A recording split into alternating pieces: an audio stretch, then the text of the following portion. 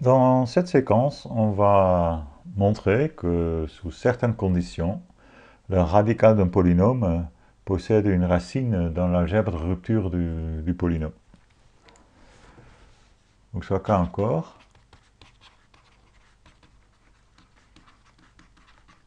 Et P est un polynôme en l'indéterminé x à quotient dans K, et on suppose que P est non nul.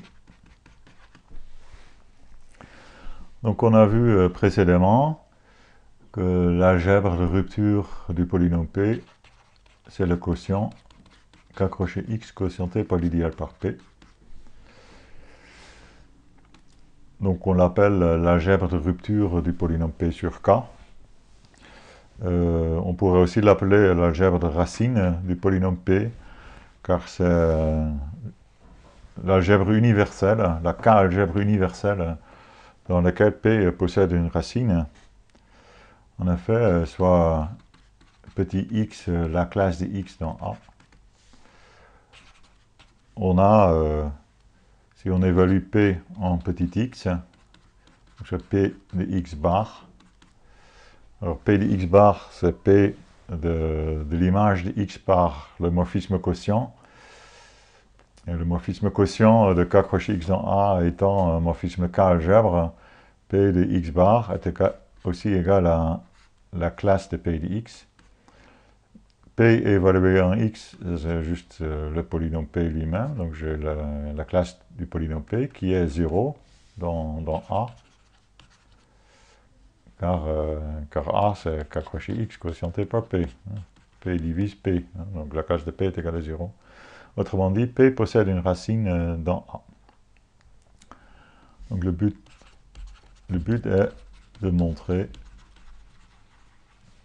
que le radical de P, je vais rappeler ce que c'est le produit des polynômes irréductibles divisant P, le radical de P, même le radical de P possède une racine dans A.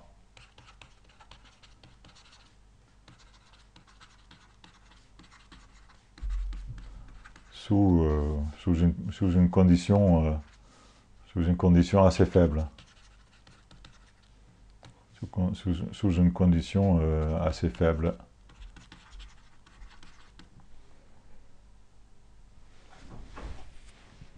Donc c'est remarquable que même le radical de P possède une racine dans l'algèbre de racine de P.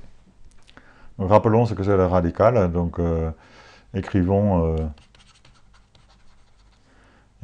P égale P comme dans sa décomposition en facteurs irréductibles. Donc P est égal à U fois P indice 1 puissance E1, etc. jusqu'à P indice R puissance ER. Où U c'est un élément non nul de K. C'est le coefficient, ça va être le coefficient dominant de P, parce que les PI, je suppose qu'ils sont irréductibles et unitaires.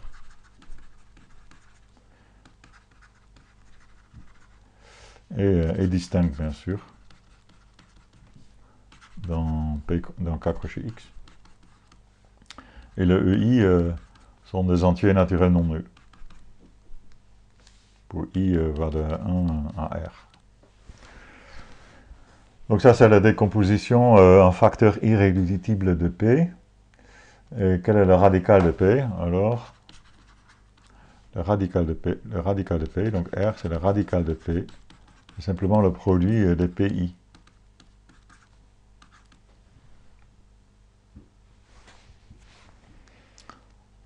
Donc autrement dit, P est le produit d'un polynôme irréductible unitaire divisant P. R est le radical, R est le produit de polynôme irréductible unitaire divisant P.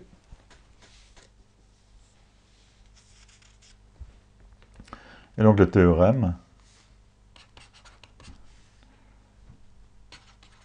dit que ce radical possède une racine dans l'algèbre de rupture de P sur K. Donc rappelons que P dans K crochet X est non nul, soit R le radical de P, donc c'est également un polynôme dans K crochet X. la condition dont on parlait tout à l'heure, c'est qu'on doit supposer que, que R est un racine simple dans une clôture algébrique K bar de K. Donc supposons que R n'a que des racines simples dans une clôture algébrique K bar de K. Alors sous cette condition, R possède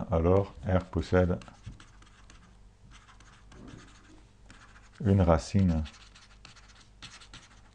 dans l'algèbre de rupture de P.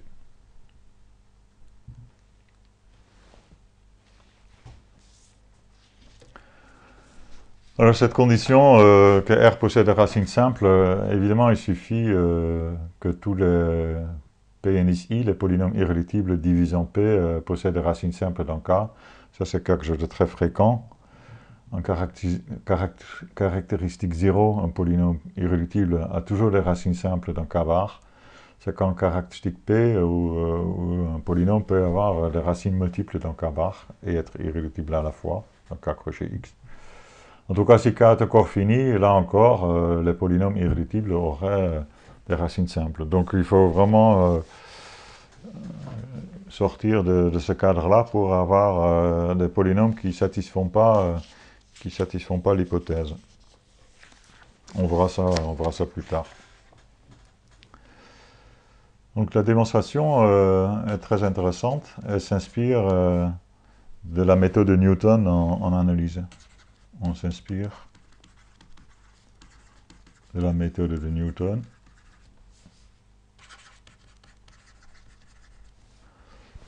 Connue de l'analyse pour... c'est une méthode qui permet d'approcher une racine d'une fonction. C'est une méthode Newton pour trouver une racine qui permet d'approximer une racine d'une fonction. Une racine d'une fonction. Le dessin qui va avec, c'est ça, si vous avez une fonction qui est une racine simple quelque part, on prend un nombre réel proche du racine, on prend la tangente au graphe de la fonction en ce point, et on appelle x1 l'intersection de cette tangente avec l'axe des x, et on réitère. Et comme ça, on trouve une suite qui, sous certaines conditions, converge vers une racine de la fonction f. Donc là, c'est le graphe de f.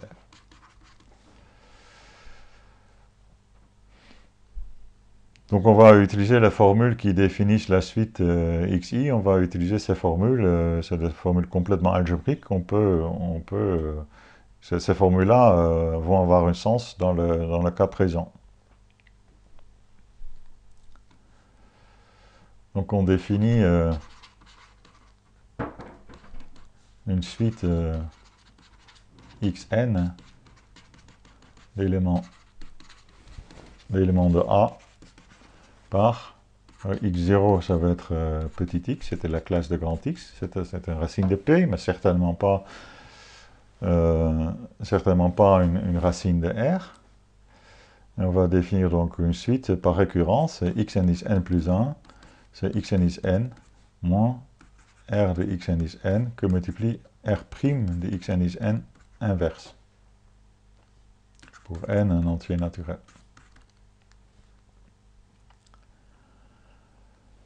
Donc ça, c'est une suite dont il faut démontrer qu'elle est bien définie. Il faut démontrer que R' de xn est inversible.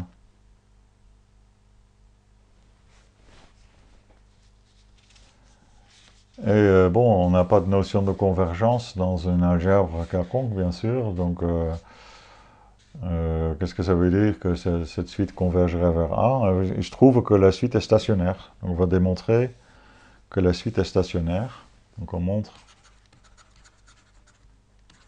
que la suite est bien définie. C'est-à-dire R' de xn est bien inversible, quel que soit n. Que la suite est bien définie. Et qu'elle est stationnaire.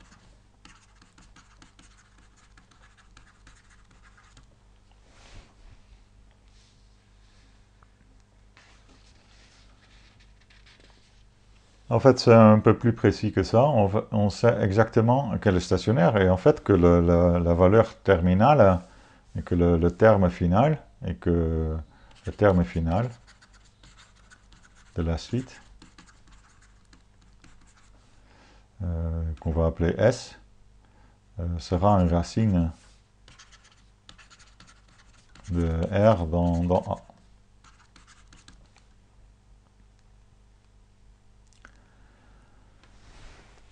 Alors, pour montrer que la suite est stationnaire, en fait, on va même savoir à partir de quel rang la suite est stationnaire, et on va donc avoir une construction très explicite, un algorithme qui détermine la racine petit s de R dans A. Alors, pour retrouver ce rang-là, il sera utile d'appeler E le maximum des exposants avec lesquels les facteurs irréductibles apparaissent dans la décomposition en facteurs irréductibles de P. Donc j'appelle petit e le maximum de E indice 1 à E indice R. Donc ça va être un entier naturel, si toutefois R est au moins égal à 1, sinon ce ne sera pas défini, le maximum de l'ensemble vide. Donc je suppose, en supposant que P n'est pas un polynôme constant. Si P est un polynôme constant, comme il est non nul, l'algèbre A est nulle, et donc évidemment R possède une racine dans cette algèbre. Donc on peut supposer P non constant, auquel cas il y a au moins un exposant E indice n, E indice 1, R est non nul, et donc ici E, je prends E le maximum des EI, et les EI sont tous des entiers non nuls, ce maximum est atteint et est un entier naturel non nul.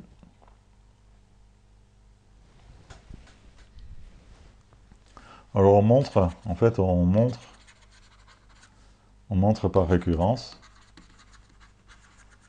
On va montrer par récurrence deux choses. On va montrer que R évalué en xn, c'est un élément de l'idéal engendré par R de x puissance 2 puissance n dans A, et que R' de xn est inversible. Ça c'est l'énoncé qu'on va démontrer par récurrence et qui va impliquer ce dont on a besoin. Donc, et ça, quel que soit n.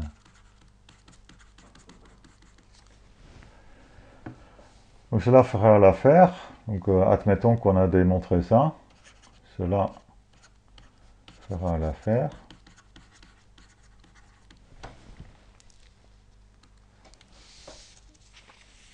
Effectivement,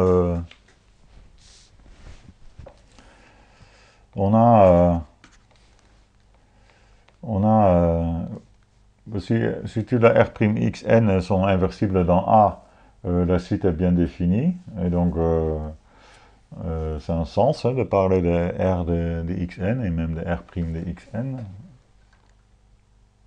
Oui, ça a le sens de parler de xn, xn sera bien, la suite xn sera bien définie, et on va voir que la suite xn va être stationnaire. En fait, R de x puissance E, qu'est-ce que c'est? C'est R de x bar puissance E. Et comme tout à l'heure, R de x bar, c'est R de x bar puissance E. Ça, c'est rien d'autre que R bar puissance E. qui est égal à R de R puissance E, la classe. Et ça c'est 0, car P divise R puissance E.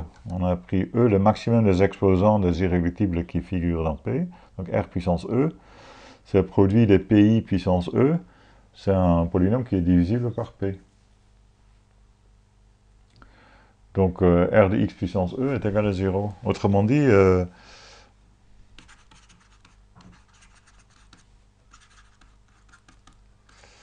R de x est un nilpotent. Est un nilpotent dans A. Et même plus, on sait que la puissance EIM de R de x est égale à 0. Du coup, si on prend un entier naturel n tel que 2 puissance n est supérieur ou égal à E, on aura R de xn, si donc on a admis avoir démontré ces deux assertions, on a R de xn dans l'idéal engendré par R de x puissance 2 puissance n. Et comme 2 puissance n est supérieur ou égal à E, R de x puissance 2 puissance n est un diviseur, est un multiple de R de x puissance E. Or, R de x puissance E est égal à 0, donc ce dernier idéal, c'est l'idéal nul. D'où donc R de xn sera 0, et d'ailleurs, donc on peut prendre s égale xn, et la suite sera constante à partir du rang n. Ça va directement à partir de la définition de la suite. Parce que xn plus 1, c'est xn moins r de xn que multiplie r' de xn. Si xn est déjà une racine de r, cette suite est constante. Donc on voit bien qu'il suffit de démontrer ces deux énoncés. R de xn est dans l'idéal engendré par r de x puissance 2 puissance n, et r' de xn est un inversible de A. Et donc c'est deux énoncés qu'on va démontrer parallèlement par récurrence. C'est des énoncés imbriqués en quelque sorte. Pour démontrer cet énoncé au rang n plus 1, on va avoir besoin de deux énoncés, de la vérité des deux énoncés au rang n. Voilà, donc on montre donc les deux énoncés par récurrence.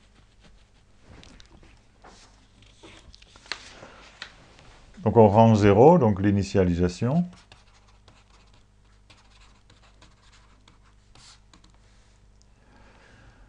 Alors, le premier énoncé, que R de x0 appartient à l'idéal engendré par R de x puissance 2 puissance 0, c'est trivial, par R de x0, c'est x0 est égal à x, donc R de x0 est égal à R de x, et donc appartient à l'idéal engendré par R de x, puissance 2 puissance 0.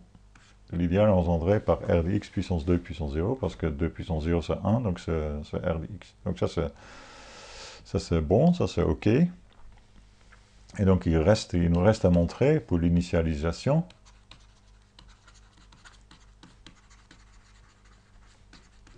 il nous reste à montrer que R' de x0 est inversible dans A. C'est là où on utilise l'hypothèse, comme R est à racine simple dans K bar, R et R' sont premiers entre eux. Disons dans K bar x. C'est des polynômes dans K crochet x. S'ils sont premiers entre eux dans K bar crochet x, ils sont aussi premiers entre eux dans K crochet x. On peut le voir en utilisant l'algorithme d'Euclide étendu. L'algorithme d'Euclide étendu, si on l'effectue sur R et R' comme étant des polynômes de K bar crochet x, on trouve donc deux polynômes U et V tels que UR, VR', égale à 1, par construction, U et V sont automatiquement un coefficient dans K. Ou on n'a même pas besoin d'utiliser l'algorithme étendu, on peut simplement faire l'algorithme d'Euclide sur R et R' dans K bar crochet X. En fait, tous les calculs qu'on fait, c'est des calculs qui ont lieu dans K crochet X. Donc le dernier reste non nul sera égal à 1. Peu importe si on fait le calcul dans K crochet X ou dans K bar crochet X. Donc ces deux polynômes sont premiers entre eux même dans K crochet X. Et même dans K crochet X. Donc d'après le lemme de Gauss, du coup,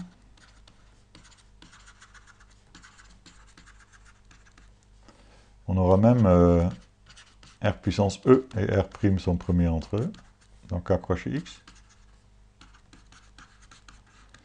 Et comme P divise R puissance E, on a même P et R' premiers entre eux dans K crochet X. Donc d'après Bézout, il existe donc U et V, des polynômes dans K crochet X, tels que UP plus VR' égale 1. Donc K crochet X. Et on va évaluer en x0, qui est égal à x. Ben, le polynôme 1 évalué en n'importe quel élément, c'est 1. On va évaluer dans ces éléments dans A, hein, des éléments de A. Donc on peut évaluer cette égalité polynomiale, on peut l'évaluer en A. Donc d'une part, on a l'élément neutre multiplicatif 1 de A. D'autre part, on a U de x que multiplie P de x plus V de x que multiplie R' de x. Or, P de x était 0. Donc ici, on a le premier terme vaut 0, et donc on a V de x que multiplie R' de x. Et donc, du coup, R' de x0, qui est égal à R' de x, est bien inversible dans A. Et on a démontré l'initialisation. Pour l'hérédité, donc supposons que l'énoncé est vrai au rang n, supposons que xn est un élément de A tel que R de xn est dans R de x puissance 2 puissance n, et R' de xn est un inversible dans A. Donc montrons l'énoncé, cet énoncé-là, que ces conditions-là soient vraies au rang n plus 1.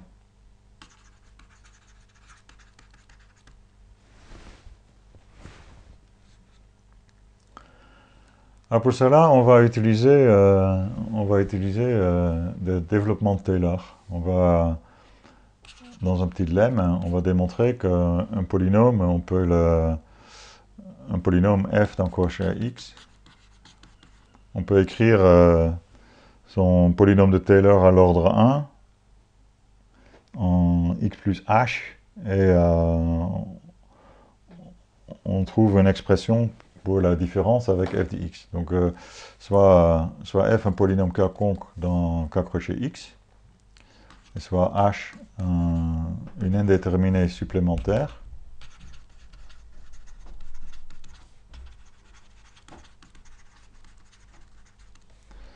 Du coup, on peut évaluer f en x plus h dans... donc on va évaluer ça dans l'anneau de polynômes en x et h. On peut évaluer on peut évaluer f en x plus h. Ça va donner un polynôme dans K crochet xh. Et je vais donc retrancher le polynôme de Taylor à l'ordre 1 de f en x plus h. C'est donc f de x moins h f' de x. F' de x, c'est la dérivée algébrique de f. Et l'énoncé dit que ce polynôme d'un cas crochet x de h appartient à l'idéal engendré par h au carré.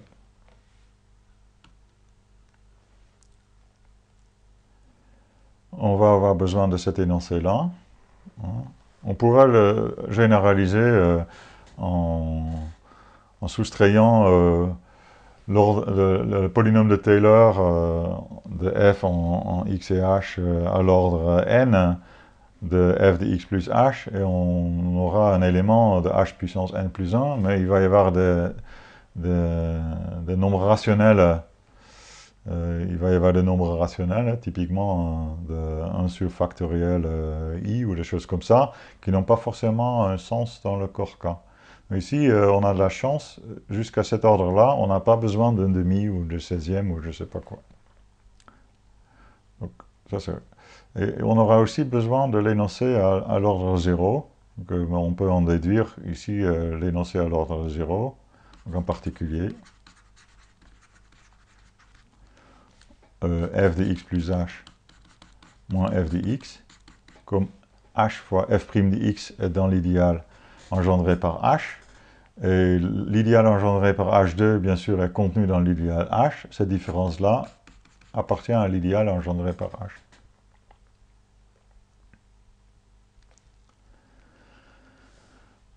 Alors la démonstration du lemme est assez facile. Hein. J'ai qu'à démontrer le premier énoncé, le deuxième est une conséquence, comme je viens de l'indiquer. Alors pour démontrer ce premier énoncé de ce lemme, alors remarquons que la propriété est linéaire en f. Hein, la propriété à montrer est linéaire en f. Si elle est vraie pour deux polynômes f et g, elle est vraie pour la somme.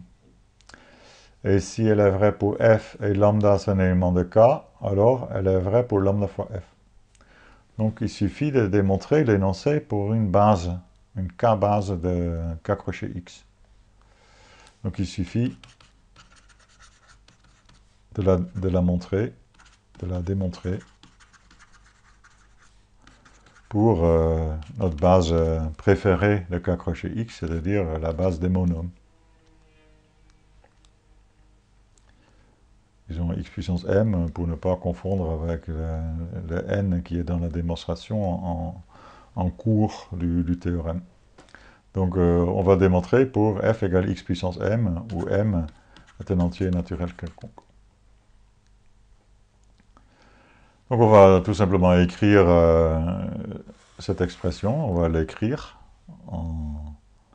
pour f égale x puissance m, donc je vais avoir x plus h puissance m, moins f de x, donc c'est x puissance m, moins h fois f' de x, f' c'est m fois x puissance m moins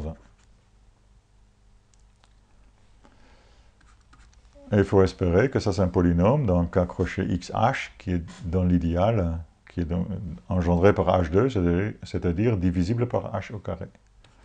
Alors pour la formule de Newton,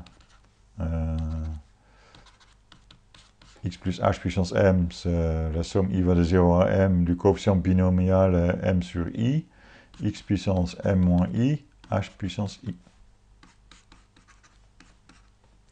Et le dernier terme, je vais déjà l'écrire sous la forme m fois x puissance m moins 1 fois h. On se rend compte que ces deux termes-là, c'est exactement les premiers termes pour i égale 0, i égale 1 de la somme en question ici. Donc en fait, ces termes s'en vont, et ce qui reste, c'est la somme i va de 2 à m, coefficient binomial mi, x puissance m moins i, h puissance i. Et donc, comme le coefficient binomial mi, c'est l'entier, c'est un entier qu'on considère comme un entier dans K. Hein. Ici, on a des éléments, dans K crochet x. Et h puissance i, comme i est au moins 2, c'est h au carré que multiplie h puissance i moins 2, où i moins 2 est positif. Donc on voit qu'au final, tous les termes sont multiples d'un k crochet xh de h2, et donc toute cette expression est un élément de l'idéal engendré par h2, et ça termine la démonstration. Donc revenons à la démonstration du théorème, où on veut démontrer par récurrence. Donc on a supposé que les deux énoncés sont vrais au rang n, hein, et on va les démontrer au rang n plus 1.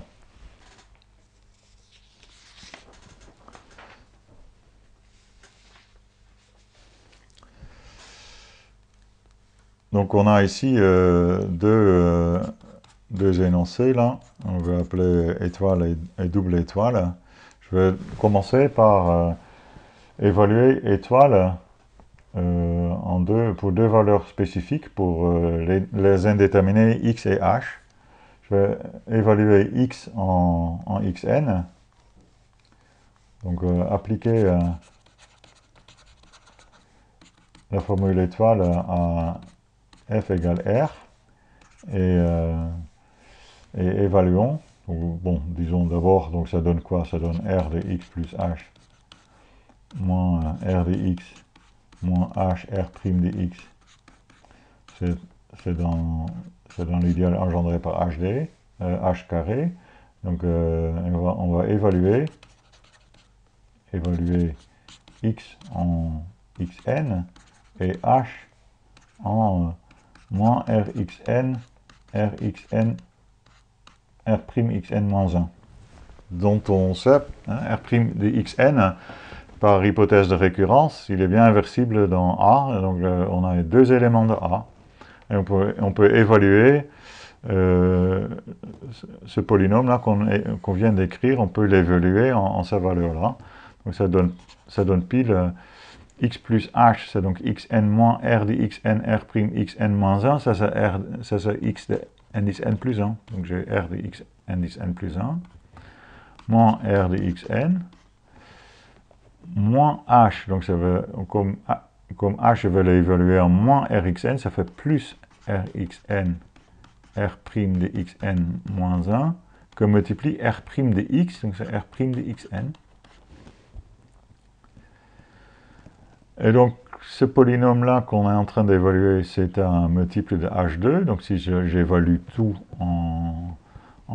pour une valeur particulière de h, tout ça, ça va être un élément de l'idéal engendré par moins r de xn, r' de xn moins 1 au carré.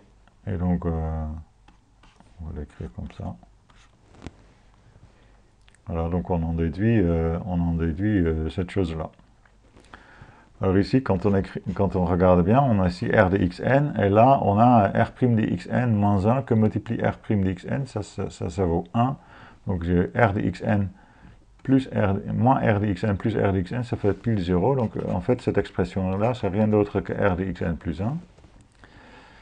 Et l'idéal, si on simplifie un peu, moins 1 au carré, c'est égal à 1. J'ai r de xn au carré, j'ai r' de xn puissance moins 2. Donc j'ai l'idéal engendré par ça.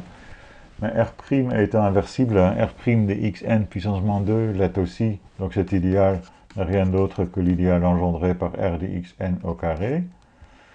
Or, r de xn, par hypothèse de récurrence, appartient à l'idéal engendré par r de x puissance 2 puissance n. Donc l'idéal engendré par r de xn au carré appartient donc à l'idéal engendré par r de x puissance 2 puissance n au carré. Et donc ça c'est pile l'idéal engendré par 2 puissance n. Donc r de x puissance 2 puissance n de tout à la puissance 2, ça fait r de x puissance 2 puissance n plus 1. Et donc on a démontré le premier de deux énoncés au rang n plus 1. On peut remarquer qu'on utilise les deux énoncés au rang n.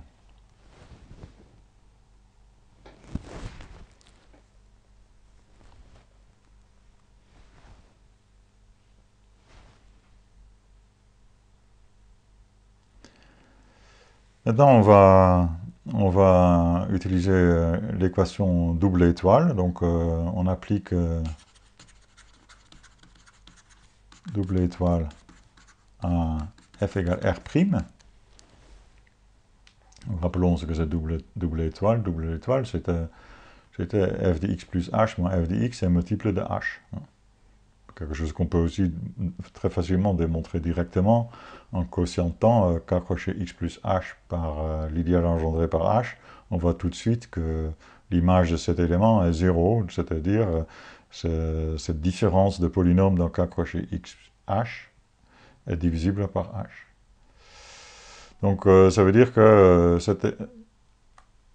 cette équation, ou cette propriété double étoile me dit que r' de x plus h moins r' de x est un multiple de h. Donc je peux l'écrire comme h fois s, où s c'est un élément de k crochet xh.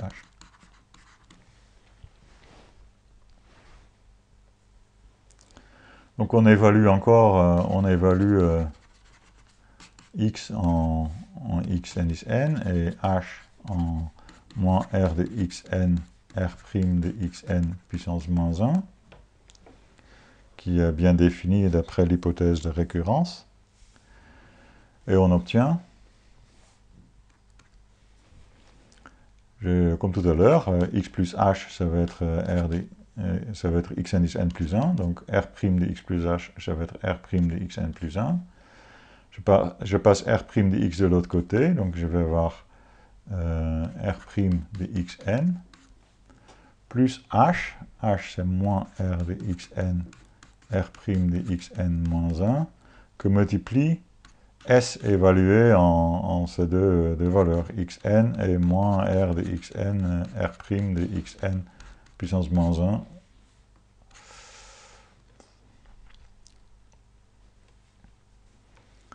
Donc je me dépêche à écrire ça sous la forme r' de xn que multiplie, je mets r' de xn en facteur, r' de xn est inversible de toute façon, je l'écris comme r' de xn que multiplie 1 moins w. Où w, qu'est-ce que c'est? C'est rxn, r' de xn puissance moins 1 que multiplie s évalué en deux éléments. En tout cas, c'est un élément de A qui est divisible par r de xn. Or, r de xn appartient à r de x puissance 2 puissance n. C'est multiple, dans A, c'est multiple de r de x, parce que 2 puissance n est forcément strictement positif, et r de x étant nilpotent, et r de x nilpotent, donc r de xn est nilpotent.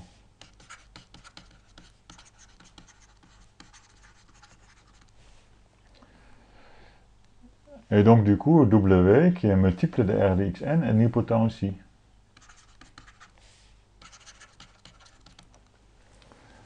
Alors si w est nilpotent, disons w puissance f est égal à 0, ben, je crois que f égale e, ça suffit, mais ça n'a pas d'importance, f est un entier naturel non nul. Donc disons w puissance f est égal à 0.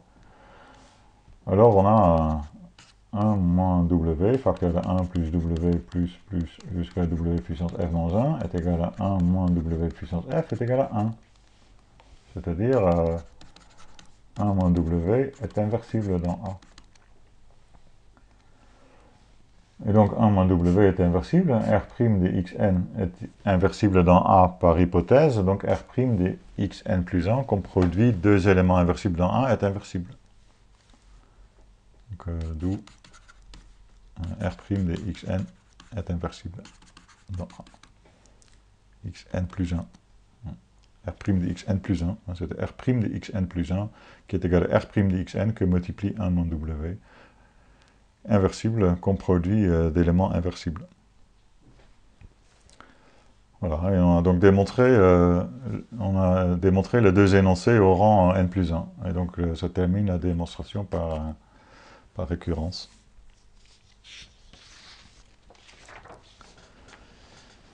Alors il y a deux remarques sur cette démonstration.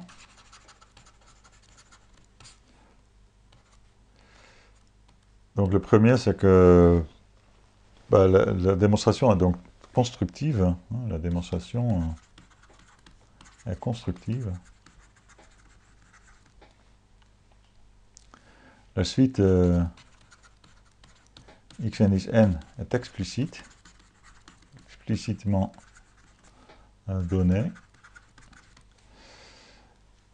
Et si on prend donc n un entier naturel, par exemple le plus petit entier naturel, tel que 2 puissance n est supérieur ou égal à e, alors s égale xn est le nème terme de la suite est une racine de r', pardon, de r, est une racine de r dans A, l'algèbre de rupture du polynôme P. Où R est le radical, je rappelle, c'est le radical de P. Donc ça c'est vraiment très intéressant, la démonstration complètement explicite, complètement constructive. Et deuxièmement, qui est encore plus intéressant pour l'application à la décomposition de Dunford,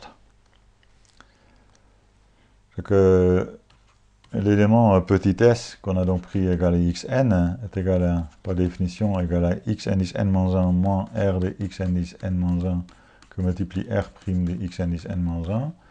Et si on continue comme ça à rebrousser le chemin, x indice n-1 est égal à x indice n-2 moins r de x indice n-2 que multiplie r' de x indice n-2, donc moins r de x indice n-1, r' de x indice n-1. Et si on continue comme ça, à la fin, on aura s égale à x moins x égale à x0, donc c'est x moins i va de 0 à n-1, r de x indice i, r' de x indice i. Or, r de x indice i, donc chaque r de x indice i appartient à r de x puissance 2 puissance i, comme on vient de voir, et donc est contenu dans l'idéal engendré par r de x.